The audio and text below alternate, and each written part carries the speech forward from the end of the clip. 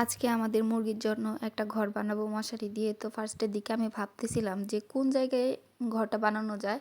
তারপর আমি ভাবলাম যে এই জায়গায় রোদ আছে, তারপর এই জায়গায় বানানোর ডিসিশন নিলাম। তো তারপর একটা ঝাড়ু দিয়ে পরিষ্কার করে নিলাম। যতটুকু পারি আমি রৌদ্রের মধ্যে রাখার চেষ্টা করছি, কারণ এখন হচ্ছে শীতকাল, তো শীতের মধ্যে তাদের রৌদ্রের খুব দরকার হয়। তো তারপরে তো অনেক খুঁজে একটা মশারি নিয়ে আসছি, তারপর রশি নিয়ে আসছি। এখন এগুলা বাঁধবো, বেঁধে টেঁধে তারপর রেডি করব তাদের ঘর। সুন্দরই হয়েছে, খারাপ না। তো দেখেন, আপনারাই দেখেন, সুন্দরই হয়েছে, তাই না?